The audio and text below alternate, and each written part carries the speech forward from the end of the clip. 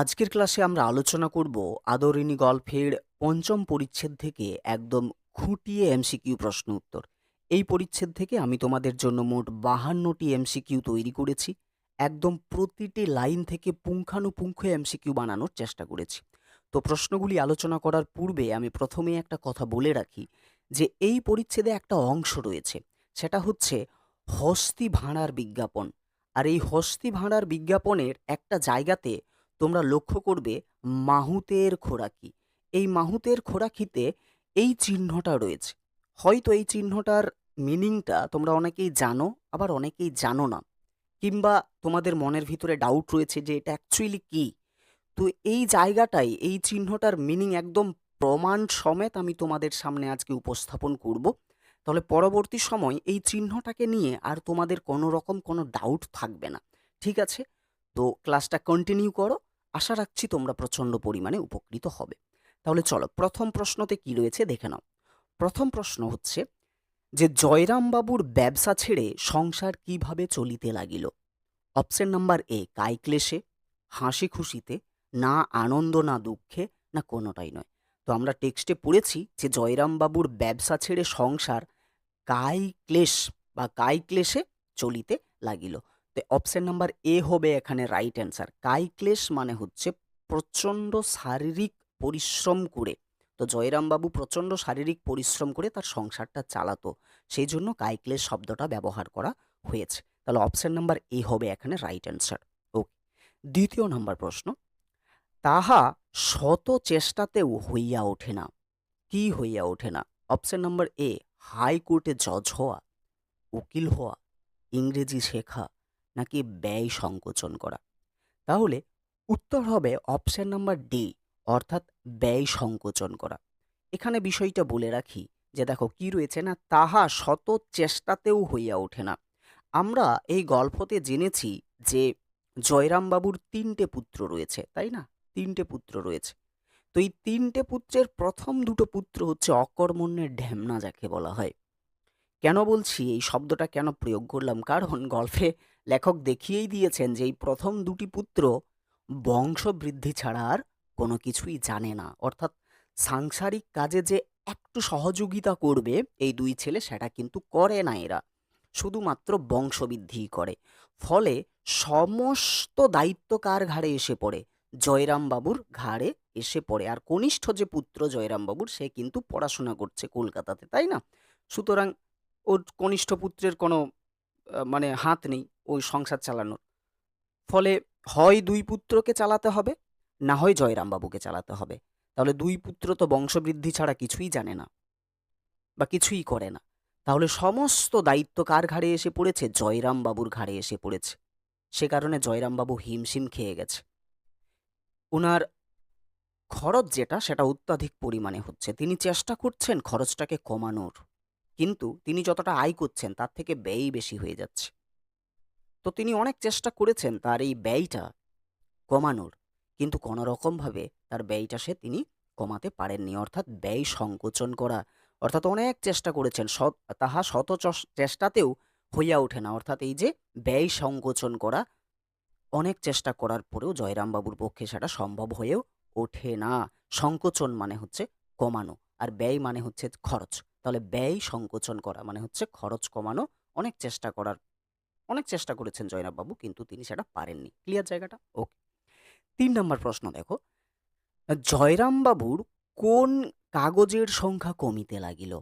Option number A কোম্পানির কাগজ, জমির কাগজ, বইয়ের কাগজ, না কোনোটাই নয়। তাহলে উত্তর হবে অপশন নাম্বার এ, কোম্পানির কাগজ কমতে লাগলো। ৪ নম্বর প্রশ্ন, আদরিণীকে কে নদীতে স্নান করাতে নিয়ে গেল? জয়রামবাবু, নগেন ডাক্তার, মাহুত, না মাহুতের ছোট ভাই? তো আমরা সকলেই জানি যে মাহুত আদরিণীকে নদীতে স্নান করতে নিয়ে গিয়েছিল। তাহলে মাহুত জিনিসটা কি সেটাও আমাদেরকে জানতে হবে। নেক্সট প্রশ্নতেই রয়েছে যে মাহুত আদরিণীকে লইয়া নদীতে স্নান করাইতে গেল। মাহুত কে? হাতির চালক, ঘোড়ার চালক, ছাগলের চালক, নাকি গরুর চালক? তো আমরা এই আদরিণী গল্পটাতেই হাতি ছাড়া আর কিছুই পাই না। তো উত্তর কি হবে? হাতির চালক, অর্থাৎ যে হাতির সেবা শুশ্রূষা করে, তাই না? হাতির দেখভাল করে, হ্যাঁ, অর্থাৎ হাতির চালক। তাহলে মাহুত হচ্ছে হাতির চালক। Option number A right answer. 6 নম্বর প্রশ্ন দেখো কি রয়েছে, না লোকমতে আদরিনীকে বিক্রি করে দিলে জয়রামবাবুর মাসে কত টাকা বেঁচে যাবে বলে গল্পে উল্লেখ রয়েছে। তাহলে উত্তর হবে কি, না option number A right answer, অর্থাৎ 30-40 টাকা বেঁচে যাবে বলে জয়রামবাবু মানে ওই লোকমতে, অর্থাৎ ওই লোকেরা মনে করেছে যে যদি আদরিনীকে বিক্রি করে দেওয়া হয় তাহলে জয়রামবাবুর যে মাসে খরচ হয় তার থেকে 30-40 টাকা বেঁচে যাবে। তার কারণ হচ্ছে দেখো, আদরিনীকে খাওয়াতে হচ্ছে, পড়াতে হচ্ছে, তাই না, ওর দেখভাল করতে হচ্ছে, সেই জন্য একটা খরচ আছে। তো সেই জন্য লোকেরা ভাবছে যে আদরিনীকে যদি বিক্রি করে দেওয়া হয় তাহলে জয়রামবাবুর মাসের যে খরচটা সেটা হয়তো 30-40 টাকা বেঁচে যাবে, তাই না? তো 30-40 টাকা বেঁচে যাওয়ার কথা কিন্তু আমাদের গল্পে উল্লেখ রয়েছে। তাহলে অপশন নাম্বার এ হবে রাইট অ্যান্সার। 7 নম্বর প্রশ্ন, যে অর্থাগমের জন্য জয়রামবাবু হাতিটিকে নিয়ে কি স্থির করলেন? অর্থাৎ জয়রামবাবুর তো এমনিতেই অবস্থা খারাপ, তাই না? সংসার চালাতে প্রচণ্ড হিমশিম খেয়ে যাচ্ছে, প্রচণ্ড কাইক্লেশ করতে হচ্ছে তাকে, প্রচণ্ড শারীরিক পরিশ্রম করতে হচ্ছে। এরপরে ব্যবসাও তিনি ছেড়ে দিয়েছেন, মুক্তারি ব্যবসা, ফলে টাকা আসবে কোথার থেকে? তাকে তো কষ্ট করতে হবে।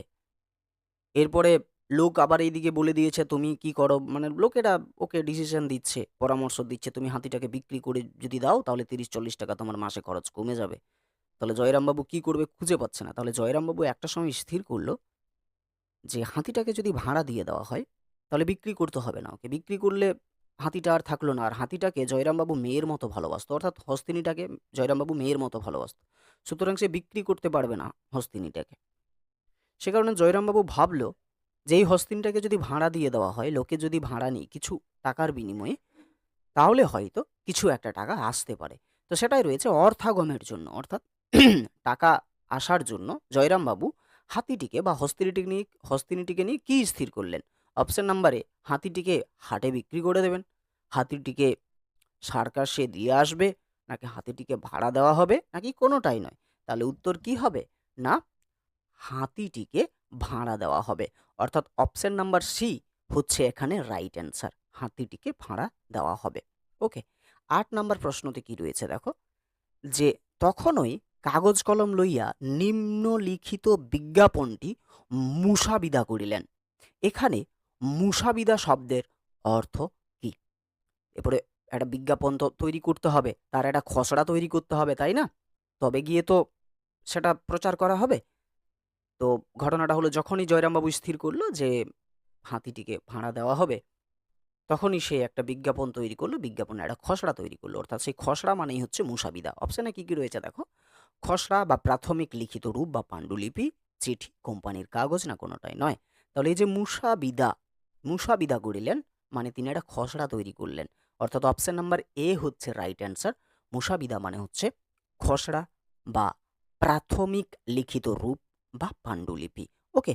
এরপরে আমরা চলে আসছি বা আমরা টেক্সটে পাচ্ছি পঞ্চম পরিচ্ছেদের একটা অংশ, সেটা হচ্ছে কি হস্তি ভাড়ার বিজ্ঞাপন। এখান থেকে বাকি যে প্রশ্নগুলো রয়েছে, এখান থেকে আমি এক করে আবার করেছি, কিন্তু টোটাল যেটা রয়েছে একদম পঞ্চম পরিচ্ছেদ, টোটাল এই দুটো মিলে হচ্ছে 52টা প্রশ্ন কিন্তু রয়েছে, ঠিক আছে? তো দেখো, হস্তি ভাড়ার বিজ্ঞাপনের যে অংশটা রয়েছে এই পঞ্চম পরিচ্ছেদে, সেখানের প্রথম প্রশ্ন, হস্তি ভাড়ার বিজ্ঞাপন অংশটি আদরিণী গল্পের কততম পরিচ্ছেদে রয়েছে? খুব ইম্পর্টেন্ট একটা প্রশ্ন কিন্তু এটা। প্রথম পরিচ্ছেদ, দ্বিতীয় পরিচ্ছেদ, তৃতীয় পরিচ্ছেদ, না পঞ্চম পরিচ্ছেদ? তাহলে উত্তর কি হবে? অপশন নাম্বার ডি হচ্ছে রাইট অ্যান্সার, পঞ্চম পরিচ্ছেদে। 2 নম্বর প্রশ্ন কি রয়েছে, না হস্তি ভাড়ার বিজ্ঞাপন অনুযায়ী হস্তিনীর ভাড়া রোজ কত টাকা ধার্য করা হয়েছিল? মানে ওই হস্তিনীর ভাড়া প্রতি রোজ কত টাকা, কত টাকা ভাড়া প্রতি রোজ, মানে প্রতিদিন কত টাকা ভাড়া। তাহলে কি হলো, ভাড়া প্রতি রোজ হবে, দেখো অপশন কি রয়েছে, 4 টাকা, 5 টাকা, 3 টাকা, না 1 টাকা। তা আমরা জানি যে ভাড়া প্রতি রোজ হচ্ছে হস্তিনীর 3 টাকা করে, তাই না? অর্থাৎ হস্তি ভাড়ার বিজ্ঞাপন অনুযায়ী হস্তিনীর ভাড়া রোজ 3 টাকা ধার্য হয়েছিল। তাহলে অপশন নাম্বার সি হচ্ছে এখানে রাইট অ্যান্সার। নেক্সট কোশ্চেন, যে আদরিণী অর্থাৎ হস্তিনীর খোরাকি কত ছিল? খোরাকি মানে হচ্ছে ওর খাই খরচ, ঠিক আছে? 4 টাকা, 5 টাকা, 3 টাকা, না 1 টাকা? তো আমরা সকলেই জানি যে হস্তিনীর খোরাকি ছিল 1 টাকা, অর্থাৎ কি অর্থাৎ এখানে কির কিছু নেই, অর্থাৎ ১ টাকা মানে ১ টাকাই। ঠিক আছে? অর্থাৎ দেখো ম্যান যেটা ৩ টাকা হচ্ছে আ ভাড়া প্রতি রোজ আর ১ টাকা হচ্ছে এই হাতিটার খোরাকি। ঠিক আছে? ওকে। এরপরে এই এই দুটো জিনিস হওয়ার পরে, এই দুটো হিসেব দেওয়ার পরে আরেকটা হিসেব দেওয়া হয়েছে, সেটা হচ্ছে মাহুতের খোরাকি। তাই না? মাহুতের খোরাকি। দেখে নাও এখানে যে হস্তি ভাড়া বিজ্ঞাপন অনুযায়ী মাহুতের খোরাকি কত ছিল? ১ টাকা, ২ টাকা, ৩ টাকা না এই চিহ্নটা? যদি এই রকম অপশন থাকে তাহলে নির্দ্বিধায় তোমরা অপশন নাম্বার ডি চুজ করবে। অপশন নাম্বার ডি হচ্ছে রাইট অ্যান্সার। এই চিহ্নটা, এই চিহ্নটার মিনিং কি সেটা একটু পরে আমি ডিটেলসে আলোচনা করছি। তাহলে আমরা এখানে কি পেলাম? এখানে পেলাম হস্তি ভাড়ার বিজ্ঞাপনে এই হাতিটির ভাড়া প্রতি রোজ হচ্ছে ৩ টাকা। হাতিটির বা হস্তিনীটির খোরাকি হচ্ছে ১ টাকা। আর মাহুতের খোরাকি একটা চিহ্ন দেওয়া হয়েছে, সেটা হচ্ছে এটা। তাই তো? এরপরে আমরা সামনের দিকে এগোই। দেখো কি রয়েছে তারপরে প্রশ্ন, যে এ কোণে ৪ এবং এই চিহ্নটা ধার্য হইয়াছে। এ কোণে শব্দের অর্থ কি? মোট হিসাব, অর্ধেক হিসাব, এক কোণে না কোনোটাই নয়? তাহলে মনে রাখবে এ কোণে মানে হচ্ছে মোট হিসাব। এ কোণে মানে হচ্ছে মোট হিসাব। তাহলে কি হলো? এ কোণে অর্থাৎ মোট এইটা ধার্য হয়েছে। তাহলে ভালো করে লক্ষ্য করো, প্রথমে কিন্তু ৪ রয়েছে, তারপরে কিন্তু এই চিহ্নটা রয়েছে। ঠিক আছে? তাহলে এখন ঘটনাটা হলো যে এই যে ৪ যেটা আসছে এ কোণে মানে হচ্ছে মোট মাঠ। মোট মাঠ সবে মিলে কত টাকা ধার্য হয়েছে, অর্থাৎ হাতিটার ভাড়া প্রতি রোজ কত টাকা, প্লাস হাতিটার খাই খরচ কত টাকা অর্থাৎ খোরাকি কত টাকা, প্লাস মাহুতের খোরাকি, এই সব কিছু মিলে মোট এ কোণে কত? এই ৪, তারপরে দেন এই চিহ্নটা। অর্থাৎ দেখো এখানে এইটার জিনিসটা আসার কেমন হচ্ছে, কেমন দেখো প্রথমে কি আছে ৪, এ কোণে মানে মোট মাঠ। তাহলে এখন ঘটনাটা হলো ভাড়া প্রতি রোজ হাতিটার কত? ৩ টাকা। ৩ টাকা প্লাস এরপরে হাতিটার খোরাকি কত? ১ টাকা। তাহলে কত হলো? ৩ যুক্ত ৪ সমান ৪ হলো। এরপরে মাহুতের খোরাকি কত? মাহুতের খোরাকি হচ্ছে এই চিহ্নটা। তাহলে বুঝতে পেরেছো যে এই চিহ্নটা কেমন ভাবে আসছে এখানে? এরপরে এই চিহ্নটার মিনিং আমরা ধীরে ধীরে বুঝবো। বুঝতে পেরেছো বিষয়টা? তাহলে মনে রাখবে এ কোণে মোট ধার্য হয়েছে এই পুরো চিহ্নটা। ঠিক আছে? অর্থাৎ ৪ আর এই চিহ্নটা। এইটা হচ্ছে মাহুতের খোরাকি। এইটা হচ্ছে আগেকার সময়ের লেখার একটা পদ্ধতি, এই চিহ্নটা। ঠিক আছে? দেখো ৬ নাম্বার প্রশ্নতে, যে হস্তি ভাড়ার বিজ্ঞাপন অনুযায়ী হস্তিনীর ভাড়া প্রতি রোজ হস্তিনীর খোরাকি ও মাহুতের খোরাকি মিলে এ কোণে কত ধার্য হইয়াছে? তো এ কোণে কত ধার্য হইয়াছে? না এইটা ৪, এটা হচ্ছে এই ৪টা কোনটা কোনটা? এ কোণে মানে মোট বললাম, এ কোণে মানে মোট।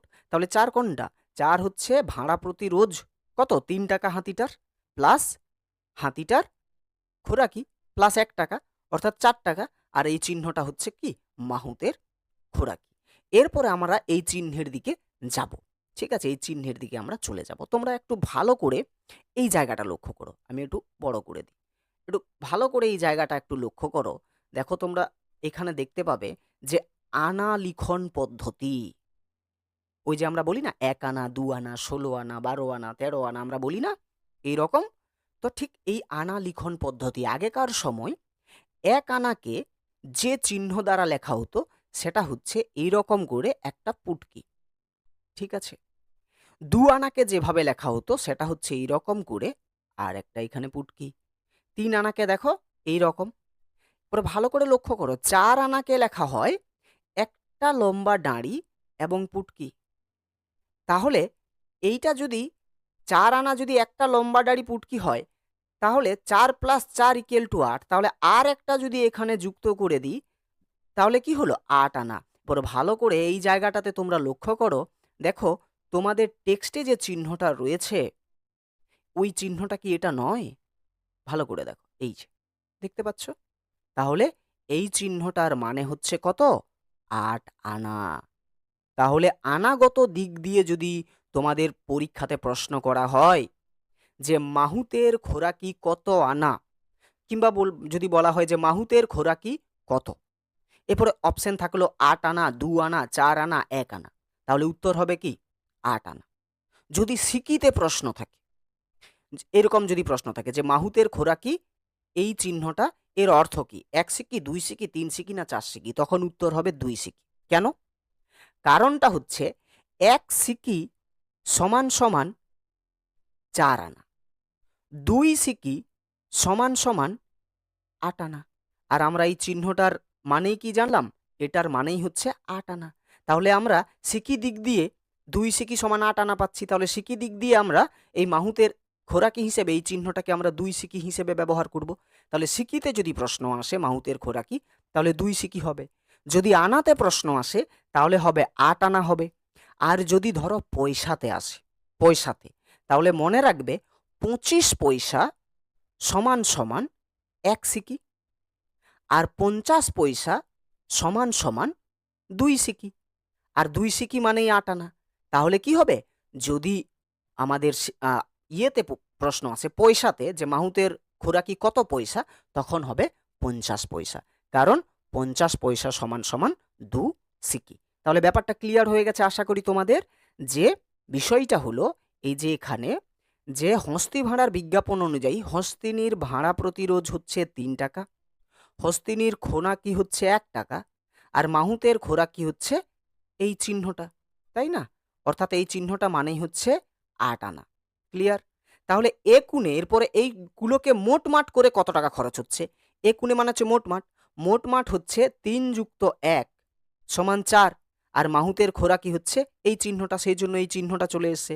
এরপরে এই চিহ্নটা হিসেব করে আমরা দেখলাম, বা আগেকার যে নিয়ম পদ্ধতি সেখানে আমরা দেখলাম যে এই চিহ্নটা মানে হচ্ছে 8 আনা। তাহলে আনা দিক দিয়ে যদি অপশন থাকে তাহলে 8 আনাতে রাইট দেবে, যদি সিকি দিক দিয়ে অপশন থাকে তাহলে 2 সিকিতে রাইট দেবে, এবং যদি পয়সা দিক দিয়ে থাকে তাহলে অবশ্যই 50 পয়সাতে কি করবে, রাইট দেবে। আশা করি তোমাদেরকে আমি পুরো বিষয়টা ক্লিয়ার করতে পেরেছি। এরপর থেকে এখানে ডাউট থাকার কিন্তু কোনো কারণ নেই তোমাদের। ঠিক আছে, চলে এসো এবারে 8 নাম্বারের প্রশ্ন। এই হস্তি ভাড়ার বিজ্ঞাপন থেকে একটু ছোট্ট কমেন্ট করে জানাবে যে বিষয়টা তোমরা বুঝতে পারলে কিনা। ঠিক আছে, দেখো 8 নাম্বারের প্রশ্ন, হস্তি ভাড়া বিজ্ঞাপন এর নিচে কোন ঠিকানা দেওয়া হয়েছিল, পীরগঞ্জ, চৌধুরীপাড়া, বাবুগঞ্জ না কোনোটাই নয়? তাহলে উত্তর হবে অপশন নাম্বার বি, অর্থাৎ চৌধুরী পাড়া, যেখানে জয়রামবাবু থাকতেন। 9 নাম্বার প্রশ্ন, জয়রামবাবু কোথায় থাকতেন, পীরগঞ্জে, চৌধুরী পাড়াতে, বাবুগঞ্জে নাকি কোনোটাই নয়? উত্তর কি হবে, অপশন নাম্বার বি, অর্থাৎ চৌধুরী পাড়াতে। নেক্সট কোশ্চেন, হস্তি ভাড়ার বিজ্ঞাপনটি কোন স্থানে আটিয়া দেওয়া হইয়াছিল? তুমি একটা বিজ্ঞাপন লিখবে আর তোমার বাড়িতে কি তুমি রাখবে? হ্যাঁ, পয়সা ডাবল 2 দিন মে বা 1 দিন মে, এরকম হবে কি? হবে না। তাহলে সেটাকে প্রচার করতে হবে, তাই না? তো প্রচার করতে হলে এদিক ওদিক তোমাকে সেটাকে দেওয়ালে চিটিয়ে দিতে হবে, কারো হাতে দিয়ে দিতে হবে, মানুষের হাতে হাতে পৌঁছাতে হবে, তাই না? যাতে মানুষ দেখতে পায় বিষয়টা। তাহলে হস্তি ভাড়ার বিজ্ঞাপনটি কোন স্থানে আটিয়া দেওয়া হয়েছিল? অপশন নাম্বার এ, শহরের প্রত্যেক ল্যাম্পপোস্টে, পথিপার্শ্বস্থ বৃক্ষকাণ্ডে, অন্যান্য প্রকাশ্য স্থানে, না উপরের সবকটাই? তাহলে উত্তর হবে অপশন নাম্বার ডি, উপরের সবকটি। কারণ শহরের প্রত্যেক ল্যাম্পপোস্টে হস্তি ভাড়ার বিজ্ঞাপনটি আঁটিয়ে দেওয়া হয়েছিল, পথি পার্শ্বস্থ বৃক্ষকাণ্ডে, অর্থাৎ এই পথের পাশে পাশে যে বড় বড় বৃক্ষকাণ্ডগুলো রয়েছে সেই বৃক্ষকাণ্ডের মধ্যে আঁটিয়ে দেওয়া হয়েছিল, আবার অন্যান্য প্রকাশ্য স্থানেও আঁটিয়ে দেওয়া হয়েছিল, যেখানে সচরাচর মানুষ কিন্তু বিজ্ঞাপনটি লক্ষ্য করতে পারবে এবং হাতিটাকে ভাড়া নিতে যোগাযোগ করবে জয়রামবাবুর সাথে, তাই না? তাহলে এইগুলো সবই কিন্তু টেক্সটে উল্লেখ করা রয়েছে, অর্থাৎ উপরের সবকটাই ঠিক হবে, রাইট অ্যান্সার। নেক্সট, হস্তি ভাড়ার বিজ্ঞাপনের ফলে লোকে হস্তি ভাড়া নিলেও তাতে কত টাকার বেশি আয় হলো না? 14-15 টাকা, 15-16 টাকা, 14-20 টাকা না 15-20 টাকা? তাহলে উত্তর হবে অপশন নাম্বার ডি, 15-20 টাকার বেশি কিন্তু আয় হয়নি হস্তিনীটিকে ভাড়া নেওয়ার পরেও জয়রামবাবুর, তাই না? অর্থাৎ 15-20 টাকার বেশি কিন্তু আয় করতে পারেনি। অপশন নাম্বার ডি হবে রাইট অ্যান্সার। 12 নম্বর প্রশ্ন, জয়রামবাবুর কোন পুত্রটি পীড়িত হয়ে পড়েছিল? জ্যেষ্ঠ পুত্রটি, কনিষ্ঠ পুত্রটি, মেজ পুত্রটি, না কোনোটাই নয়? তাহলে জ্যেষ্ঠ পুত্রটি পীড়িত হয়ে গিয়েছিল পুত্র, অপশন নাম্বার এ হবে রাইট অ্যান্সার। 13 নম্বর প্রশ্ন, জয়রাম মুখোপাধ্যায়ের জ্যেষ্ঠ পুত্রের ঔষধ পথ্যদির খরচ কত টাকার কমে নির্বাহ হয় না? এখানে পত্রের প্রতিদিন ঔষধ পথ্যাদির খরচ হবে এখানে। প্রতিদিন শব্দটা করা হয়নি এখানে। তো প্রতিদিন ঔষধ পথ্যাদির খরচ কত টাকা? অর্থাৎ সে যে পীড়িত হয়েছিল তাহলে ওই ওষুধের খরচ প্রতিদিন কত করে হতো? হ্যাঁ? তো ভালো করে প্রশ্নটা আবারও একবার বলি যে জয়রাম মুখোপাধ্যায়ের জ্যৈষ্ঠ পুত্রের প্রতিদিন ঔষধ পথ্যাদির খরচ কত টাকার কমে নির্বাহ হয় না? ৫-৬ টাকা, ৫-৭ টাকা, ৫-৮ টাকা না ৫-১০ টাকা? আমরা জানি যে ৫-৭ টাকা হবে উত্তর, অর্থাৎ অপশন নাম্বার বি হচ্ছে এখানে রাইট অ্যান্সার। ১৪ নম্বর প্রশ্ন, আদরিণী গল্প অনুসারে কোন দুটি বধূ অন্তঃসত্ত্বা? তাই না, অর্থাৎ প্রেগনেন্ট।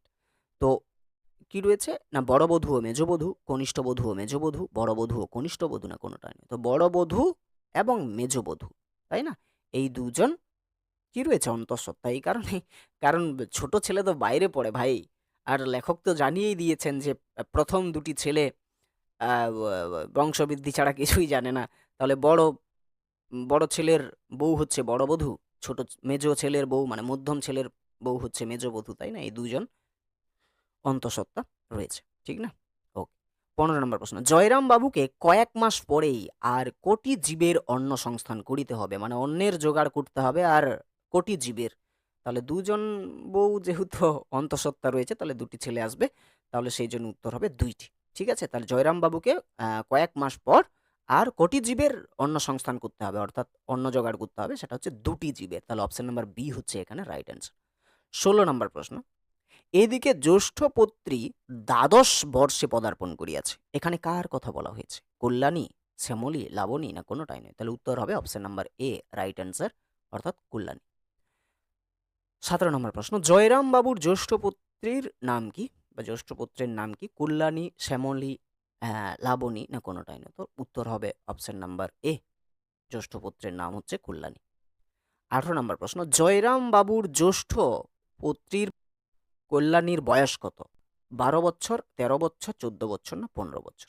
তাহলে উত্তর হবে, আমরা জানি কল্যাণীর বয়স হচ্ছে কত না 12 বছর, দ্বাদশ বছর, অর্থাৎ 12 বছর হবে রাইট অ্যান্সার। 19 নম্বর প্রশ্ন, কন্যার পিতা এ সম্বন্ধে একেবারে নির্লিপ্ত, সে নেশা ভাঙ করিয়া তাস পাশা খেলিয়া কি বাজাইয়া বেড়াইতেছে? তাহলে উত্তর কি হবে? গিটার, হারমোনিয়াম, ফ্লুট না কোনোটাই নয়? উত্তর হবে ফ্লুট। ফ্লুট মানে হচ্ছে বাঁশি, ঠিক আছে? তো দেখো এখানে একটা বিষয় হচ্ছে, আগেকার সমাজে যে বিবাহের যে জায়গাটা সেটা খুব অল্প বয়সেই বিবাহ দিয়ে দেওয়া হতো। তো এই যে জয়রাম বাবুর যে বড় ছেলে এবং ওই বড় ছেলের যে মেয়ে কল্যাণী, তার বয়স 12 বছর হয়ে গেছে, সুতরাং ওই সমাজের নিরিখে তার বিবাহের উপযুক্ত বয়স সেটা। তো এরপরে কোনো একটা মেয়েকে যখন বিয়ে দেওয়া হয় তখন সব থেকে বেশি মাথা ঘামায় কে? ওর বাবা। কিন্তু এখানে ওই কল্যাণীর পিতা এই কল্যাণীর বিবাহ সম্পর্কে একদমই নির্লিপ্ত, মানে উদাসীন, মানে কোনো এর টেনশন নেই, কোনো কিছু নেই, মানে কোনো চিন্তা ভাবনা কিছু নেই। এই বিন্দাস কি করে? নেশা ভাঙ করে ঘুরে বেড়ায়, তাস পাশা খেলে, আর কি বাজায় ঘুরে বলে না, আর ফ্লুট বাজিয়ে ঘুরে বলে। ফ্লুট মানে হচ্ছে বাঁশি। বোঝা গেছে জায়গাটা? তো জয়রামবাবু এখানে সেই জায়গাটাই বলছেন যে, অর্থাৎ লেখক এটা দেখাচ্ছেন যে তাহলে জয়রামবাবুর ঘাড়েই সমস্ত কিছু দায়িত্ব, সংসার চালানোর দায়িত্ব, মেয়েটা বড় হয়েছে, তাই না, অর্থাৎ তার বড় ছেলের মেয়ে বড় হয়েছে, তার বড় ছেলের তো কোনো দায়িত্ব জ্ঞান বোধ নেই, সুতরাং কার ঘাড়ে এসে সমস্ত কিছু চাপ পড়ছে? জয়রামবাবুর ঘাড়ে এসে সমস্ত কিছু চাপ পড়ছে। তাহলে জয়রামবাবুকেই দেখাশোনা করতে হবে, এর বিয়ে কোথায় স্থির করতে হবে না করতে হবে, ঠিক না? তাহলে 20 নম্বর প্রশ্ন দেখো, অবশেষে এক স্থানে বিবাহ স্থির হলো, এখানে কার বিবাহের কথা বলা হয়েছে? জয়রামবাবুর মেয়ের, কল্যাণীর, জয়রামবাবুর বড় ছেলের ছোট মেয়ের না কোনোটাই নয়? তাহলে উত্তর হবে কি কল্যাণীর, কারণ আমাদের গল্পে জয়রামবাবুর বড় ছেলের বড় মেয়ের কথা আছে, ছোট মেয়ের কথা কিন্তু নেই। তো জ্যৈষ্ঠ পুত্রের কথা রয়েছে। তো এখন ঘটনাটা কি হলো? উত্তর হবে জ্যৈষ্ঠ পুত্রের নাম কি? কল্যাণী, তাই না? তাহলে কোন কোন মেয়ের বিবাহ ঠিক হয়েছিল না কন্যারীর, ঠিক আছে, মানে কল্যাণীর। তো অবশেষে এক স্থানে বিবাহ স্থির হলো, এখানে কার বিবাহের কথা বলা হয়েছে? অপশন নাম্বার বি হচ্ছে রাইট অ্যান্সার, অর্থাৎ কল্যাণ। 21 নম্বর প্রশ্ন, কল্যাণীর সাথে যার বিয়ে স্থির হয়েছে, অর্থাৎ কল্যাণীর হুবু পাত্রটি রাজশাহী কলেজে ঘুরে বেড়াচ্ছে, রাজশাহী কলেজে এলে পড়ছে, না রাজশাহী কলেজে মাস্টারি করছে, না কোনোটাই না। তো আমরা জানি যে রাজশাহী কলেজে এল পড়ছে। 22 নম্বর প্রশ্নতে কি রয়েছে, যে কল্যাণীর সাথে বিয়ের জন্য বর পক্ষ কত টাকা পণ হিসেবে, এটা ছেলে ছিল হয়ে গেছে, এটা আবার চেয়েছিল, পণ হিসেবে কত টাকা চেয়েছিল, 2,000 টাকা, 3,000 টাকা, 4,000 টাকা, না 5,000 টাকা। তো আমরা সকলেই জানি পণ হিসেবে চেয়েছিল 2,000 টাকা। তাহলে অপশন নাম্বার এ হচ্ছে রাইট অ্যান্সার। 23 নম্বর প্রশ্ন, কল্যাণীর বিবাহে কন্যা পক্ষের কত খরচ হবার কথা বলা হয়েছে গল্পে? বিবাহ হওয়ার জন্য বরপক্ষ চেয়েছিল কত? 2,000 টাকা, তাই না? আর কন্যা পক্ষ থেকে খরচ হওয়ার সম্ভাবনা ছিল 500 টাকা, অর্থাৎ 500 টাকা। তাহলে আমরা আরো যোগ করে দেবো 500 টাকা। তাহলে এইটা হলো ছেলের পক্ষ থেকে চাওয়া হয়েছিল পণ হিসেবে 2,000 টাকা, আর মেয়ে পক্ষ থেকে একটা হিসেব বার করা হয়েছে যে মোটমাট একটা মেয়ের পক্ষ থেকে খরচ হতে পারে বিবাহের জন্য 500 টাকা। তাহলে যদি প্রশ্ন করা হয় যে টোটাল কল্যাণীর যে বিয়েটা, মানে কল্যাণীর বিবাহ সম্পন্ন করার জন্য কত টাকা খরচ করতে হবে, তাহলে প্রথম কথা এখানে পণ হিসেবে 2,000 টাকা দিতে হবে, আর 500 টাকা ওই কন্যা পক্ষের এদিক ওদিক খরচের জন্য নিজেদেরকে ব্যয় করতে হবে। তাহলে টোটাল যদি বলা হয় কল্যাণীর বিবাহ সম্পন্ন হওয়ার জন্য ক টাকা লাগবে, তাহলে সেটা হচ্ছে কত, আমাদের 2,500 টাকা, তাই না? ক্লিয়ার জায়গাটা? ওকে। বা আমরা এটাকে বলতে পারি 2,500 টাকা। ওকে। তাহলে এটা আমরা গেল যে কত কন্যা পক্ষের কত খরচ হবার কথা বলা হয়েছে গল্পে, না সেটা হচ্ছে 500 টাকা, অর্থাৎ 500 টাকা। এরপরে 24 নম্বর প্রশ্ন দেখো, মোট কত টাকা হলে কল্যাণীর বিবাহটি হয় বা বিবাহটি সম্পন্ন হয়? 2,500 টাকা, 3,000 টাকা, 4,000 টাকা, না 500 টাকা? তাহলে উত্তর হবে কত? 2,500 টাকা। হিসাব এখানে দিয়ে দিলাম 2,000। এটা হচ্ছে পণ ছেলে পক্ষ থেকে চাওয়া, কন্যা পক্ষ থেকে খরচ হবে 500 টাকা। তাহলে টোটাল কত খরচ হবে? টোটাল হবে 2,500 টাকা বা 2,500 টাকা। ক্লিয়ার জায়গাটা? ওকে। 24 নম্বর প্রশ্ন গেল। 24 নম্বর প্রশ্নের এ হচ্ছে রাইট অ্যান্সার। 25 নম্বর প্রশ্ন, কল্যাণীর বিবাহ সম্পন্ন করার জন্য জয়রাম বাবুর পক্ষে কোথা থেকে 2,500 টাকা বাহির করা কষ্টকর হয়ে দাঁড়িয়েছে? সঞ্চিত ধন থেকে, কোম্পানির কাগজ থেকে বা কোম্পানির কাগজের বান্ডিল থেকে, কুঞ্জবিহারী বাবুর থেকে, না মহারাজের কাছ থেকে? তো কোম্পানির কাগজ থেকে, তাই না? কোম্পানির কাগজ বিক্রি করলে কিছু টাকা পাওয়া যেত। তো কোম্পানির কাগজও ধীরে ধীরে ক্ষীণ হয়ে এসেছে বা ক্ষয় হয়ে এসেছে, কমে গেছে, তাই না? কোম্পানির কাগজ জয়রাম বাবুর কাছে, সেই জন্য ওই কোম্পানির কাগজ বিক্রি করে 2,500 টাকা সংগ্রহ করা জয়রাম বাবুর পক্ষে বড়ই কষ্টকর। তাহলে অপশন নাম্বার বি হবে রাইট অ্যান্সার, কোম্পানির কাগজ। 26 নম্বর প্রশ্ন, আদরিণী গল্প অনুসারে দিন দিন ক্ষয় হইতেছে, এখানে কি ক্ষয় হওয়ার কথা বলা হয়েছে? কোম্পানির কাগজের বান্ডিল, জয়রামবাবুর সঞ্চিত ধন, জয়রামবাবুর শরীর, না কোনোটাই নয়? তাহলে অপশন নাম্বার এ হবে রাইট অ্যান্সার, অর্থাৎ জয়রামবাবুর কি, এই যে কোম্পানির কাগজের বান্ডিল দিন দিন ক্ষয় হইতেছে, অর্থাৎ শেষ হয়ে যাচ্ছে জয়রামবাবুর কাছ থেকে। সেরকম আর কিন্তু জয়রামবাবুর কাছে কোম্পানির কাগজ বেঁচে নেই। তাহলে দিন দিন ক্ষয় হইতেছে কি, না কোম্পানির কাগজের বান্ডিল। অপশন নাম্বার এ হচ্ছে রাইট অ্যান্সার এখানে। 27 নম্বর প্রশ্ন, খুব ইম্পর্ট্যান্ট একটা প্রশ্ন।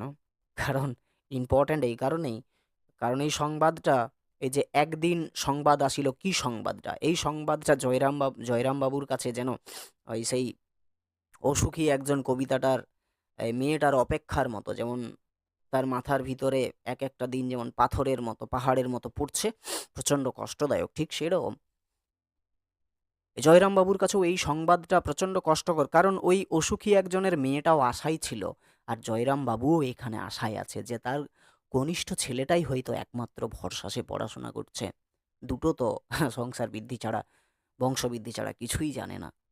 তাহলে এখানে আশাভঙ্গ ঘটছে কার? জয়রামবাবুর, তার কনিষ্ঠ ছেলের থেকে। তো একদিন সংবাদ আসিল, কি সংবাদ? সংবাদটা হচ্ছে, দেখো এটা হচ্ছে আশাভঙ্গের সংবাদ।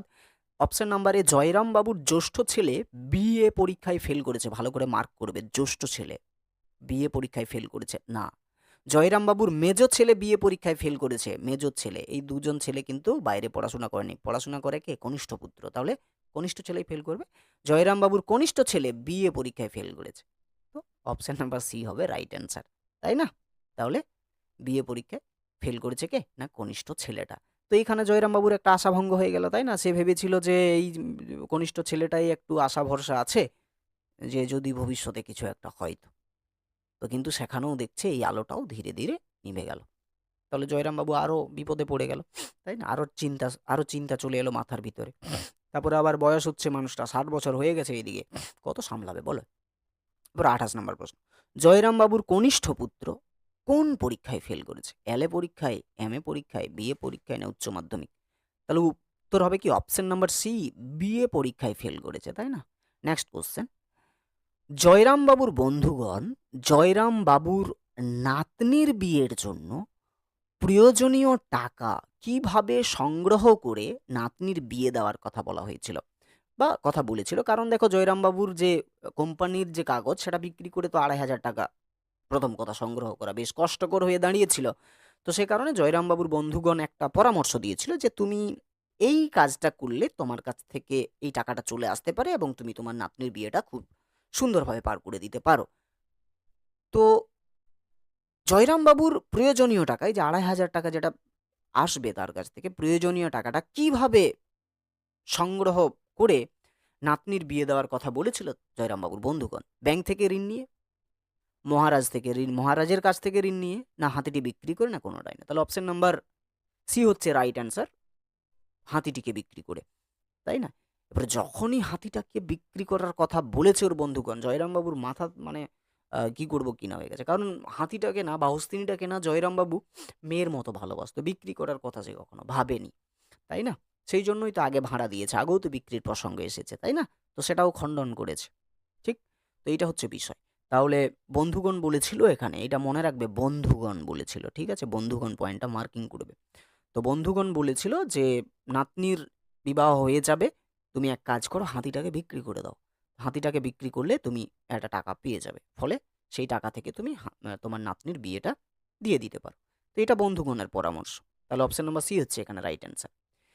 30 নম্বর প্রশ্নতে কি রয়েছে দেখো, জয়রাম বাবুর বন্ধুগণের মতে হাতিটি 2,000-এ কেনা হলেও বর্তমানে হাতিটি বিক্রি করলে হাতির দাম কত টাকা অনায়াসে পাওয়ার সম্ভাবনা বলে মনে করা হয়েছে?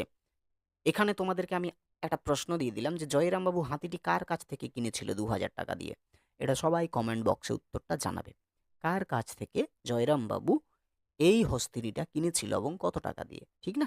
কত টাকা দিয়ে তো এখানে বলাই রয়েছে, 2,000 টাকা দিয়ে কিনেছিল, কিন্তু কার কাছ থেকে কিনেছিল এটা সবাই কমেন্ট করে একটু জানাবে। তো জয়রামবাবুর যখন হাতিটা কিনেছে তখন 2,000 টাকা দিয়ে কিনেছে, কিন্তু ওর বন্ধুগণ বলছে যে জয়রামবাবু যদি এখন হাতিটাকে বিক্রি করে তাহলে কত টাকা পাওয়ার সম্ভাবনা?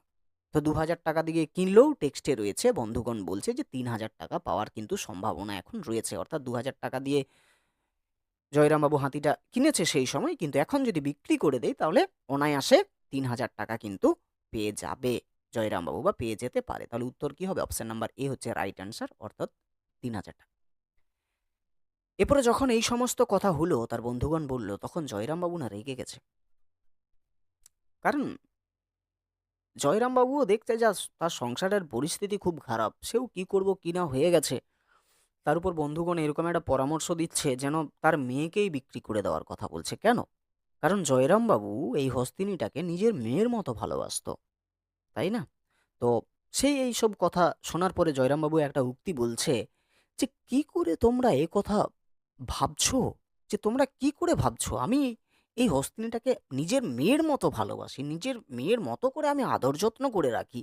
তাকে বিক্রি করে দেওয়ার কথা বলছো? মানে আমি আমার নিজের মেয়েকে বিক্রি করে দেবো? এটা কি কখনো হয়? তোমরা ভাবছো কি করে? তো কি করে তোমরা এমন কথা ভাবছো?" উক্তিটা কার? উত্তর হবে জয়রামবাবুর। খুব ইম্পর্ট্যান্ট একটা প্রশ্ন। অপশন নাম্বার ই হচ্ছে রাইট অ্যান্সার। এরপরে বন্ধুরা তাকে বোঝাবে যে হ্যাঁ ঠিক আছে, তুমি তাকে মেয়ের মতো করে ভালোবাসো। একটা বাবা তার প্রত্যেক মেয়েকেই প্রচণ্ড পরিমাণে ভালোবাসে, তার মানে তো এটা নয় যে মেয়েটাকে সবসময় ঘরের ভিতরে রাখবে না। মেয়েটার বয়স হবে, তাকে বিয়ে দিতে হবে, মেয়েটাকে শ্বশুর বাড়ি যেতে হবে, চিরদিন তো আর নিজের ঘরে থাকে না মেয়েটা। এই রকমভাবে আংবাং বোঝাচ্ছে জয়রামবাবু, তাই না? এবার জয়রামবাবু নিজের মেয়ের মতো কিন্তু ভালোবাসে কাকে?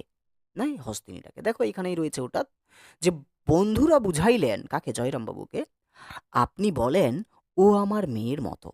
তা মেয়েকেই কি চিরদিন ঘরে রাখা যায়? এটা বোঝাচ্ছে ওকে, জয়রামবাবুকে, যে ঠিক আছে তুমি তো ওকে মেয়ের মতো ভালোবাসো, কিন্তু মেয়েকে কি চিরদিন ঘরে রাখা যায়? বিয়ে হওয়ার পরে তাকে তো শ্বশুরবাড়ি চলেই যেতে হয়, তাকে তো বিয়ে দিতে হবে, তাই না? তো এখানে এই যে মেয়ে শব্দটা যে ব্যবহার করা হয়েছে, যে এখানে মেয়ে বলতে কাকে বোঝানো হয়েছে? কল্যাণীকে, আদরিণী নামের হস্তিনীকে, না রাজার মেয়েকে, না কোনোটাই না? তাহলে উত্তর হবে option number B, right answer, Adarini নামে হস্তিনীকে। এই আদরিণী নামে হস্তিনীকেই জয়রামবাবু মেয়ের মতো ভালোবাসত। ঠিক আছে। ৩৩ নম্বর প্রশ্ন, জয়রামবাবুর বন্ধুগণ হস্তিনীকে বা আদরিণীকে কেমন লোকের কাছে বিক্রি করার কথা বলেছেন? যে বেশ আদর যত্নে রাখবে, কোনো কষ্ট দেবে না, যে বেশ খাওয়াবে, যে বেশ বাইরে ঘুরতে নিয়ে যাবে, বা কোনোটাই না? তাহলে উত্তর হবে কি অপশন নাম্বার এ হচ্ছে রাইট অ্যান্সার, যে বেশ আদর যত্নে রাখবে, কোনো কষ্ট দেবে না। এই কথাটার মানে এটা হলো যে এর বন্ধুগণ জানে যে জয়রাম বাবু প্রচণ্ড পরিমাণে হস্তিনীটাকে ভালোবাসে নিজের মেয়ের মতো করে, সে কারণে ওর বন্ধুগুলো একটা পজিটিভ কথা বলেছে। দেখো, বন্ধুরা পরামর্শ দেবে, সিদ্ধান্ত দেবে, করার তো আর কিছু নেই না? জয়রামবাবুর এখন যে জায়গা, পরিস্থিতি তৈরি হয়েছে, তো সেই পরিস্থিতিকে লক্ষ্য করে ওর বন্ধুগণ এই কথাটা বলেছিল, হাতি বিক্রির কথা। কিন্তু জয়রামবাবু বলছে, তোমরা কি করে ভাবছো এটা, আমি ওকে মেয়ের মতো ভালোবাসি। তখন জয়রাম এই বন্ধুগণ বলেছিল, দেখো মেয়েকে তো একদিন বিদায় দিতেই হয়, তাই না? মেয়েকে তো সবসময় আর ঘরে রাখা যায় না, তাকে শ্বশুরবাড়ি যেতেই হবে, তাকে বিয়ে দিতেই হবে। তো করার কিছু নেই এখানে। তারপরে বন্ধুগণ বলছে যে তুমি তার কাছে বিক্রি করো যে লোকটা এই হস্তিনীকে আদর যত্নে রাখবে, কোনো কষ্ট দেবে না। তো এই তাহলে এখানে কি হলো, কেমন লোকের কাছে বিক্রি করার কথা বলেছিল হস্তিনীটিকে জয়রামবাবুর বন্ধুগণ? তাহলে অপশন নাম্বার এ হচ্ছে রাইট অ্যান্সার, যে বেশ আদর যত্নে রাখবে, কোনো কষ্ট দেবে না। ঠিক না? নেক্সট কোশ্চেন, আদরিণীকে প্রথমে যে মেলায় বিক্রি করার কথা গল্ফে রয়েছে সেই মেলাটির নাম কি? এখানে দেখো দুটো মেলা রয়েছে, মনে রাখবে, একটা হচ্ছে বামুনহাটের মেলা, আর একটা হচ্ছে রসুলগঞ্জের মেলা, তাই না? এটা হচ্ছে রসুলগঞ্জের মেলা। তো প্রথমে বামুনহাটের মেলাতে হাতিটি বিক্রি করার জন্য নিয়ে যাওয়া হয়েছিল, কিন্তু সেখানে বিক্রি হয়নি। তারপরে এই বামুনহাটের মেলা শেষ হওয়ার পরেই আর একটা মেলা হয়, সেটা হচ্ছে রসুলগঞ্জের মেলা। দ্বিতীয়তে রসুলগঞ্জের মেলাতে কিন্তু নিয়ে যাওয়ার পরিকল্পনা হয়েছে। তাহলে প্রথম বামুনহাটের মেলা, তাই না? তাহলে আদরিণীকে বা হস্তিনীকে প্রথমে যে মেলায় বিক্রি করার কথা গল্পে রয়েছে সেই মেলাটার নাম হচ্ছে কি না, বামুনহাটের মেলা। চৈত্র সংক্রান্তির মেলা কিন্তু নয়। ঠিক আছে, এই সময়ে হয় এই মেলাটা। তাহলে উত্তর হবে অপশন নাম্বার এ, বামুনহাটের মেলা। ঠিক। ওকে। ৩৫ নম্বর প্রশ্ন, এই বামুনহাটের মেলা, এই জায়গাটা প্রচণ্ড মানে পরীক্ষাতে ইম্পর্ট্যান্ট তোমাদের এই এই জায়গাটা। এই হস্তি ভাঁড়ার বিজ্ঞাপন যেটা রয়েছে, হস্তি ভাঁড়ার বিজ্ঞাপন, এটা খুব ইম্পর্ট্যান্ট, খুব ভালো করে তোমরা এই জায়গাটা পড়ে রাখবে। এখান থেকে প্রত্যেকটা প্রশ্ন গুরুত্বপূর্ণ পরীক্ষার জন্য, বিশেষ করে এই এই যে মেলাগুলো। হুম। এটা তো দেখো ৩৫ নম্বরে কি রয়েছে, বামুনহাটের মেলা আরম্ভ হয়। বামুনহাটের মেলা আরম্ভ হয় কখন? চৈত্র সংক্রান্তির প্রায় ১৫ দিন পূর্বে বা আগে, চৈত্র সংক্রান্তির প্রায় ১০ দিন পূর্বে বা আগে, চৈত্র সংক্রান্তির প্রায় ৫ দিন আগে, না কোনোটাই না? তাহলে আমরা সকলেই জানি যে বামুনহাটের মেলা আরম্ভ হয়, অপশন নাম্বার এ হচ্ছে রাইট অ্যান্সার, চৈত্র সংক্রান্তির প্রায় ১৫ দিন পূর্বে। তাহলে এ হচ্ছে রাইট অ্যান্সার। ওকে, ভালো করে মনে রাখবে, পরীক্ষাতে কিন্তু প্রচণ্ড আসার সম্ভাবনা রয়েছে। নেক্সট কোশ্চেন, বামুনহাটের মেলা শেষ কদিন জমজমাট বেশি হয়? শেষ ৪-৫ দিন, শেষ ২-৩ দিন, শেষ একদিন, না কোনোটাই না? তো আমরা জানি টেক্সটে উল্লেখ রয়েছে না, শেষ ৪-৫ দিন বা ৪-৫ দিন বামুনহাটের মেলা বেশ জমজমাট হয়, তাই না? ওকে, তাহলে অপশন নাম্বার এ হচ্ছে রাইট অ্যান্সার। নেক্সট, হস্তিনী বিক্রি করতে বামুনহাটের মেলায় যাওয়া স্থির হয়েছে কখন? না সংক্রান্তির ১ সপ্তাহ পূর্বে, সংক্রান্তির ৬ দিন পূর্বে, না সংক্রান্তির ৫ দিন পূর্বে, না কোনোটাই না? তো আমরা টেক্সটে জানি যে হস্তিনীকে বিক্রি করতে বামুনহাটের মেলাতে তো নিয়ে যাওয়া হবে, তো কখন যাওয়া স্থির হয়েছে মেলাতে? তো সংক্রান্তির ১ সপ্তাহ পূর্বে যাওয়া স্থির হয়েছে, তাই না? তো অপশন নাম্বার এই হচ্ছে রাইট অ্যান্সার। নেক্সট কোশ্চেন, বামুনহাটের মেলায় অস্থিনী বিক্রি করতে মাহুতের সাথে জয়রামবাবুর কোন ছেলেও যাবে? খুব ইম্পর্ট্যান্ট একটা প্রশ্ন এটা। জ্যৈষ্ঠ ছেলে অর্থাৎ বড় ছেলে, কনিষ্ঠ ছেলে অর্থাৎ ছোট ছেলে, মেজ ছেলে অর্থাৎ মধ্যম ছেলে, না কোনোটাই নয়। তোমরা টেক্সটে ভালো করে লিখবে যে কোন ছেলে যাওয়ার কথা বলা হয়েছে, না মধ্যম ছেলের কথা কিন্তু বলা হয়েছে, মধ্যম ছেলে। তো মধ্যম ছেলে মানেই তো মেজ ছেলে, তাই না? তাহলে অপশন নাম্বার সি হচ্ছে রাইট অ্যান্সার। জ্যেষ্ঠ ছেলে মানে হচ্ছে, আমরা জানি তিনজন ছেলে জয়রাম বাবুর। একটা হচ্ছে বড় ছেলে যাকে জ্যেষ্ঠ পুত্র বলা হয়, একটা হচ্ছে মধ্যম ছেলে যাকে মেজ বলা হয়, আর একটা হচ্ছে কনিষ্ঠ যেটা হচ্ছে ছোট, যে ছোট, তাই না? তাহলে এখানে এই যে বামুনহাটের মেলায় যে হস্তিনীকে বিক্রি করতে নিয়ে যাওয়া হবে, সেখানে তো মাহুত অবশ্যই যাবে, কারণ মাহুত ছাড়া হাতিটিকে তো বা হস্তিনীটিকে তো নিয়ে যাওয়া সম্ভব নয়। হস্তিনীর চালকেই তো মাহুত, তাই না? তো মাহুতের সঙ্গে যাবে জয়রামবাবুর মেজ ছেলে বা মধ্যম ছেলে, ঠিক আছে? তো অপশন নাম্বার সি হচ্ছে এখানে রাইট অ্যান্সার। নেক্সট কোশ্চেন, যাত্রার আগের দিন জয়রামবাবু আদরিনীর জন্য কি এনে রাখিয়াছিল? 2 টাকার 2টি কলা, 2 টাকার 2টি পেয়ারা, 2 টাকার রসগোল্লা, না কোনোটাই না। তো অপশন নাম্বার সি হচ্ছে রাইট অ্যান্সার। আগের দিন জয়রামবাবু 2 টাকার রসগোল্লা এনে রেখেছিল। হ্যাঁ, খুব ইম্পর্ট্যান্ট এটা প্রশ্ন। অপশন নাম্বার সি হচ্ছে রাইট অ্যান্সার। নেক্সট কোশ্চেন, রসগোল্লার হাঁড়ি হাতে কে এসে দাঁড়ালো? জয়রামবাবু, ভৃত্য, কুঞ্জবিহারীবাবু, না জয়রামবাবুর মেজ ছেলে? তো অ্যান্সার হবে ভৃত্য। জয়রামবাবু মিষ্টিটা এনেছিল আর কি, রসগোল্লাটা, কিন্তু পরের দিন মিষ্টিটা নিয়ে এসেছিল, না মিষ্টি এই রসগোল্লার হাঁড়িটা নিয়ে এসেছিল কে? ভৃত্য, অর্থাৎ ওই জয়রামবাবুর চাকর, ঠিক না, যে বাড়ির কাজের লোক সে। অপশন নাম্বার বি হচ্ছে রাইট অ্যান্সার। নেক্সট কোশ্চেন, বামুনহাটে যাত্রার দিন আদরিনীকে কে রসগোল্লা নিজের হাতে খাওয়ালেন? জয়রামবাবুর বাড়ির ভৃত্য, জয়রামবাবু, জয়রামবাবুর মেজ ছেলে, না কোনোটাই নয়। তাহলে উত্তর হবে জয়রামবাবু নিজে, তাই না? অপশন নাম্বার বি হচ্ছে রাইট অ্যান্সার। বলে না যে বামুনহাটের মেলাতে মানে যাত্রার দিন আদরিনীকে জয়রামবাবু মুঠা মুঠা নিজের হাতে কি করেছিল? রসগোল্লা খাইয়েছিল। তাহলে জয়রামবাবু নিজে কিন্তু আদরিনীকে কি করেছিল? না খাইয়েছিল। তাহলে অপশন নাম্বার বি হচ্ছে এখানে রাইট অ্যান্সার, ঠিক? ওকে। 42 নম্বর প্রশ্ন হচ্ছে, দেখো যে আদর যাও মা বামুনহাটের মেলা দেখে এসো, উক্তিটি কার? জয়রামবাবুর পক্ষে এই লাইনটা বলা প্রচণ্ড হৃদয় বিদারক, প্রচণ্ড হৃদয় বিদারক। কারণ এ জয়রামবাবু মেয়েটাকে মানে হস্তিনীটাকে নিজের মেয়ের মতো ভালোবাসতো। মেয়েকে বিদায় দিচ্ছে, পারছে না জয়রামবাবু, বিদায় দিতে পারছে না। ফলে একটা ছলনার আশ্রয় নিচ্ছে জয়রামবাবু। বলতে পারছে না তোমাকে আজ বিক্রি করে দেবো, যাও ভালো থেকো, তোমাকে আমি রসগোল্লা খাওয়ালাম, হয়তো আর কোনোদিন তোমাকে আমি খাওয়াতে পারবো না। কিন্তু জয়রামবাবু একজন পিতা, পিতার স্নেহ দিয়ে এই হস্তিনীটাকে সে বড় করেছে। একটু একটু করে ভালোবাসতে ভালোবাসতে নিজের মেয়ে হয়ে উঠেছে কখন জয়রামবাবু বুঝতে পারেনি। ফলে প্রচণ্ড ভালোবেসে ফেলেছে। সব থেকে বড় বিষয় যে সময় এবং পরিস্থিতি এমন জটিল যে মানুষের ইচ্ছার বিরুদ্ধে গিয়ে কাজ করাতে বাধ্য করে। কঠিন সময়, তো জয়রামবাবুর জীবনেও একটা কঠিন সময় এসেছে। উপায় কিছু নেই এখানে জয়রামবাবুর, বাধ্য হয়ে তাকে বিক্রি করতে হচ্ছে তার মেয়ে হস্তিনীকে। সে কারণে জয়রামবাবু সরাসরি বলতে পারছে না যে তোমাকে আমি আজ বিক্রি করে দেব। একটা ছলনার আশ্রয় নিচ্ছে, বলছে আদর, আদরিনীকে আদর বলে সম্বোধন করতো জয়রামবাবু। বলছে আদর যাও মা বামুনহাটের মেলা দেখে এসো। উক্তিটি কার? জয়রামবাবুর, জয়রামবাবুর মেজ ছেলের, না রাজা নরেশচন্দ্রের, না কোনোটা? উত্তর হবে কি, এই উক্তিটা হচ্ছে জয়রামবাবুর। খুব ইম্পর্ট্যান্ট একটা জায়গা, ভালো করে মনে রাখ।